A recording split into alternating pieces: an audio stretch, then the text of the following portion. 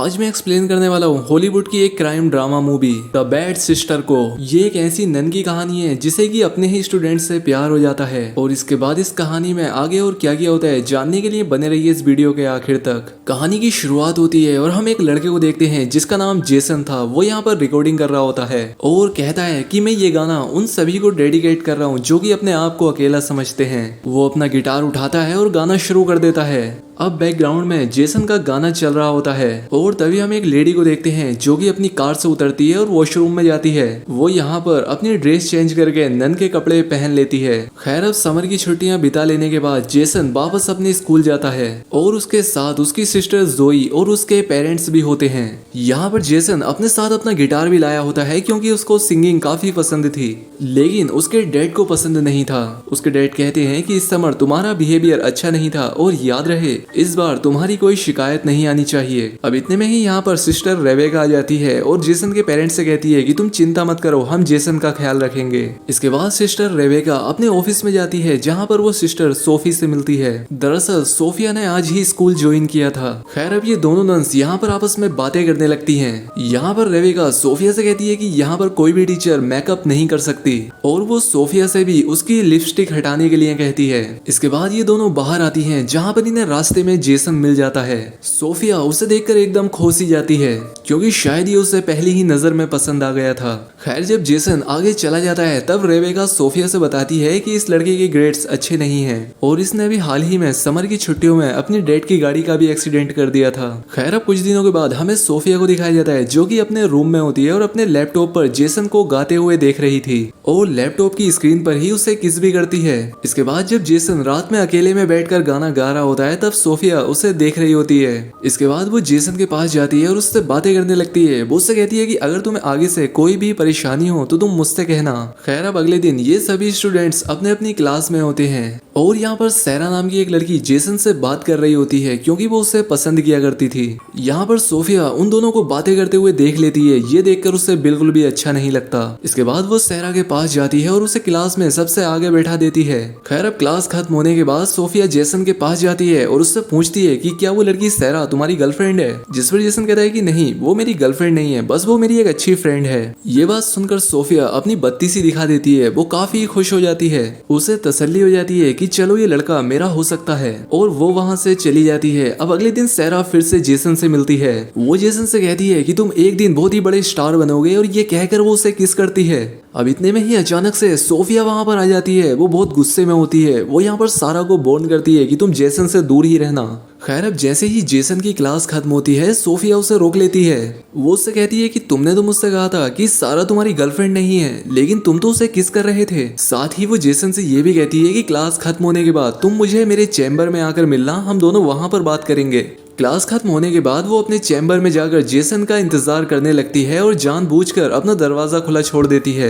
वो यहाँ पर अपने कपड़े उतारकर अपनी बॉडी पर लोशन लगाने लगती है। अब जेसन भी वहाँ पर आ जाता है और बाहर से सोफिया को देखने लगता है। वो यहाँ पर सोफिया को छोटे छोटे कपड़ों में देखता है। ये देखकर उसे काफी अच्छा लगता है, लेकिन इसके बाद वो बिना कुछ कहे ही वहाँ से चला जाता है। इसके बाद जेसन जब रात को अपने बेड पर होता है तब वो सोफिया को इमेजिन करने लगता है। खैर अब अगले दिन जेसन के पेरेंट्स उसे वीकेंड पर लेने के लिए आते हैं। अब सैरा भी यहाँ पर आकर जेसन से बात करने लगती है। वो जेसन से कहती है कि क्या तुम्हारे पास मेरा नंबर है, तुम मुझे कॉल करते रहना, मुझे तुम्हारी काफी याद आएगी। सोफिया भी यहाँ पर उसे देख रही थी। उसे काफी गुस्सा आ रहा था। अब इतने में ही सिस्टर रेबेका भी वहां पर आ जाती है और सोफिया से बात करने लगती है। सोफिया कहती है कि मेरी आंटी बीमार है और मुझे उन्हें देखने के लिए हॉस्पिटल जाना होगा। इसके बाद रात में जेसन को उसकी फैमिली के साथ दिखाया जाता है। वो अपनी फैमिली से कहता है कि मैं एक साल के लिए अपनी पढ़ाई छोड़कर अपने म्यूजिक पर ध्यान देना चाहता हूँ। जिस पर उसके डैड कहते हैं कि अबे पागल वागल तो नहीं हो गया, अपनी पढ़ाई पर ध्यान दे।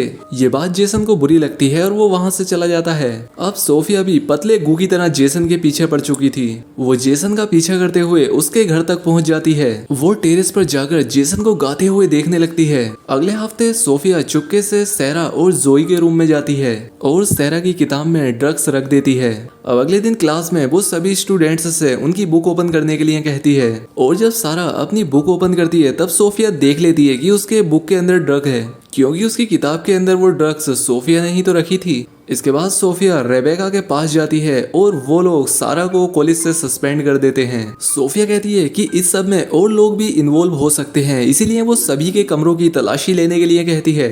इसके बाद ये लोग जेसन के रूम की भी तलाशी लेते हैं जहाँ पर इन्हें शराब की बोतल मिलती है। वो जेसन से उस शराब की बोतल के बारे में पता करते हैं, लेकिन जेसन कहता है कि इस बोतल से मेरा कोई लेना देना नहीं है, मैं नहीं जानता कि ये बोतल मेरे रूम में कैसे आई। सोफिया रेबेका से कहती है कि चलो हमें जेसन को एक और मौका दे देना चाहिए और उसकी पनिशमेंट ये होगी कि वो इस वीक अपने घर नहीं जा सकता और वो सिस्टर्स के साथ स्कूल में ही उनकी हेल्प करेगा। इस बात से बाकी का स्टाफ भी राजी हो जाता है। अब अगले दिन जब सोफिया फादर से बात कर रही होती है तब वो अपने एक फ्लैशबैक में चली जाती है जहाँ पर हमें पता लगता है कि उसने असली सिस्टर नन सोफिया को मार दिया था और उसकी जगह खुद सोफिया बन गई थी और स्कूल में आ गई थी क्योंकि वो पहले से ही जेसन से काफी ज्यादा ऑब्सेस्ड होती है। खैर अब वीकेंड पे जेसन स्कूल में ही सोफिया के साथ काम कर रहा था। जेसन की फ्रेंड जोई को ये सब काफी अजीब लग रहा था। यहाँ पर सोफिया कहती है कि मुझे काफी गर्मी लग रही है और इसके बाद वो अपनी शर्ट के बटन खोलने लगती है। वो जानबूझकर जेसन को अपना ये सब दिखा रही थी। इसके बाद रात हो जाने पर सोफिया जेसन के रूम में चली जाती है और उससे किस करने लगती है। जेसन कहता है कि तुम ये क्या कर रही हो, ये तो गलत है, लेकिन सोफिया कहती है कि कुछ भी गलत नहीं है। वो कहती है कि मैं जानती हूँ तुम भी यही चाहते हो और इसके बाद वो अपने कपड़े उतारती है और जेसन को सेड्यूस करने लग जाती है। अब वो जेसन के रोकने पर भी नहीं रुकती और इसके बाद जेसन को मजबूरी में उसके साथ इंटीमेट होना पड़ता है। खैर अब अगले दिन जेसन चर्च में कन्फेशन करने के लिए जाता है, लेकिन सोफिया भी कन्फेशन बॉक्स में उसके साथ आ जाती है। वो यहाँ आकर जेसन को फिर से किस करने लगती है और ये दोनों फिर से रोमांस करने लग जाते हैं। खैर अब अगले वीकेंड में जेसन अपनी फैमिली के साथ होता है। वो यहाँ पर कहता है कि मेरी फ्रेंड सारा के घर पर पार्टी है, क्या मैं वहां पर जा सकता हूँ। यहाँ पर उसके डैड उससे मना करते हैं। वो उससे कहते हैं कि अबे तू पार्टी वार्टी में क्यों ध्यान देता है, अपनी पढ़ाई पर ध्यान दे। इन पार्टीज के चक्कर में अगर तू फेल हो गया तो मैं तुझे छोड़ूंगा नहीं। अब जेसन गुस्से में उठकर फिर से यहाँ से चला जाता है, लेकिन इस बार वो अपने फादर के मना करने के बाद भी सारा की पार्टी में चला जाता है।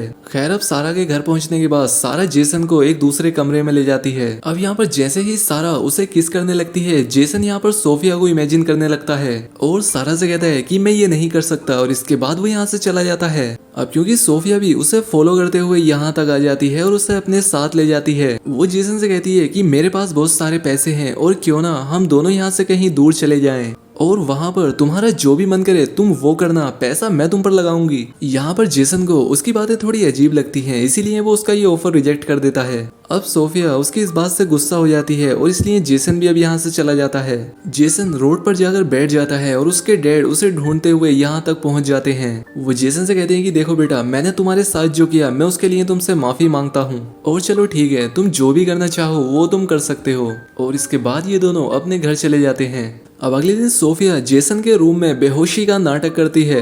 अब जेसन इस बात से घबरा जाता है और वो उसे जगाने की कोशिश करता है। वो अचानक से उठ जाती है और जेसन से कहती है कि मुझे पता था कि तुम मुझसे प्यार करते हो।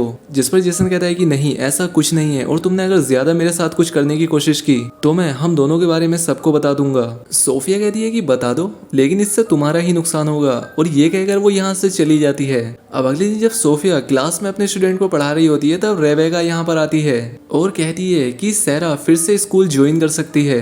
अब सारा को वापस से स्कूल में देखकर सोफिया को बहुत गुस्सा आता है, लेकिन वो अभी कुछ कर नहीं पाती।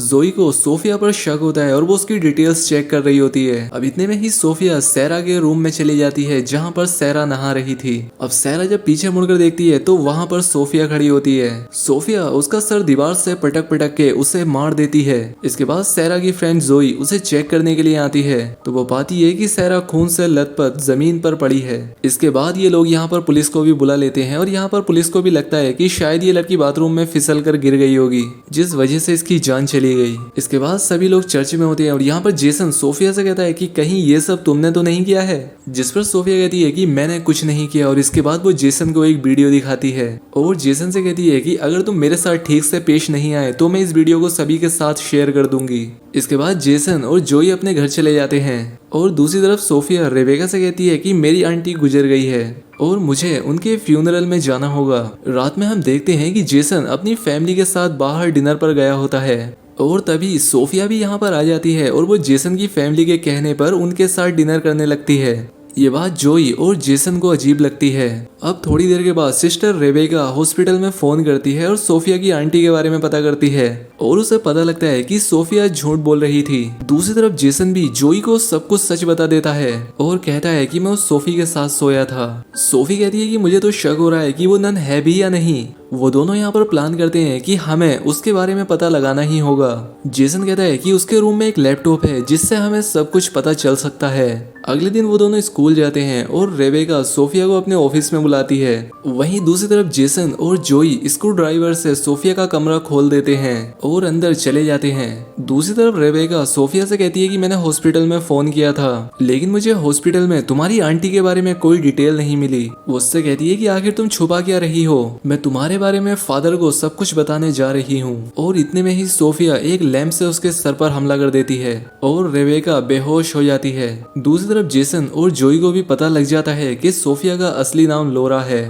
और वो कोई नन नहीं है। वो इस बात को रेबेका को बताने के लिए जाते हैं लेकिन अंदर से डोर लॉक होता है। अब जेसन और जोई चर्च से बाहर आ ही रहे होते हैं कि सोफिया पीछे से आ जाती है। जोई उससे कहती है कि हम जान गए हैं कि तुम कोई नन नहीं हो और हम इस बात को सभी को बताने जा रहे हैं। सोफिया जेसन से कहती है कि तुमने सारे सॉन्ग्स मेरे ही लिए लिखे थे और हम दोनों यहाँ से चले जाएंगे। जिस पर जेसन कहता है कि मैंने तुम्हारे लिए कोई सॉन्ग नहीं लिखा, मैं तो तुम्हें जानता भी नहीं था। जोई सोफिया से कहती है कि शायद तुम दिमागी बीमार हो, तुम्हें मेरे भाई का पीछे छोड़ देना चाहिए। इससे सोफिया गुस्सा हो जाती है और वो जोई को मारने लगती है। वो जोई को मारने ही वाली होती है कि इतने में ही रेबेका आ जाती है। अब इसके बाद सोफिया रेबेका को मारने की कोशिश करती है लेकिन इतने में ही जेसन सोफिया को पीछे से स्क्रू ड्राइवर से मार देता है और अब इस तरह से सोफिया की जान चली जाती है और सोफिया के प्यार का चैप्टर यहाँ क्लोज हो जाता है। अब अगले सीन में हम देखते हैं कि जेसन और जोई को डिग्री मिल गई होती है और उनके डैड जोई को एक नई कार और जेसन को एक नया गिटार गिफ्ट करते हैं और इसी सीन के साथ ये मूवी यहाँ पर खत्म हो जाती है। तो दोस्तों उम्मीद करता हूँ कि आपको एक्सप्लेनेशन पसंद आई होगी। अगर वीडियो अच्छी लगी हो तो वीडियो को लाइक और चैनल को सब्सक्राइब जरूर करें।